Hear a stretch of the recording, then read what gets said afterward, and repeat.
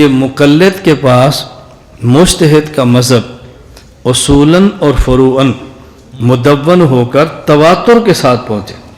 تواتر کے ساتھ پہنچنے کا مطلب کیا ہوتا ہے کہ وہ اس طرح اس کے پاس پہنچے کہ دنیا میں اس کو جھٹلانے والا کوئی نہ ہو. جھٹلانے والا کوئی نہ ہو. یہ کوئی نہ ہو سے مراد ہے کہ دیانتدار کوئی نہ ہو. بد دیانت جھٹلانے والے تو ہر دور میں مل جاتے ہیں. بد دیانت کا کیا ہوتا ہے؟ یعنی سمجھدار آدمی، صاحب علم آدمی اس کو جھٹلا نہ سکے، اس کا نام ہوتا ہے کہ چیز تواتر کے ساتھ ثابت ہے. یہاں ہم سند کی بات نہیں کر رہے، تواتر کی بات کر رہے ہیں. جو مقام تواتر کا ہے وہ مقام سند کا. سند میں تو گنتی ہوتی ہے اور تواتر میں گنتی نہیں ہوتی. ان گنت لوگوں نے کہا، بے شمار لوگوں نے کہا، اتنے کہنے والے تھے کہ وہ جھوٹ پر جمع ہو ہی نہیں سکتے، اسے کہتے ہیں تواتر. یہ بات سمجھیں گے نا. اب صرف تعریف کو سمجھنے سے بہت سارے اعتراضات ختم ہو جاتے ہیں. یہاں لالا موسیٰ ضلع گجرات ایک مسجد ہے، وہاں میرا بیان تھا اور بیان کے دوران ایک ساتھی نے چٹ دی کہ جی آپ کہتے ہیں حنفی، ہم تو حنفی کو مانتے ہیں، لیکن یہ جو آپ مسائل بیان کرتے ہیں نا امام ابو حنیفہ رحمۃ اللہ علیہ کے حوالے سے، یہ امام ابو حنیفہ رحمۃ اللہ سے ثابت نہیں ہے.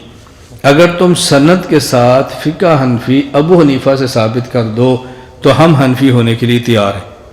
اب بتاؤ کتنا بڑا یہ چیلنج ہے کہ فقہ حنفی تم سند کے ساتھ ابو حنیفہ سے ثابت کر دو یہ سارے مسئلے، تو ہم حنفی ہونے کے لیے تیار ہیں.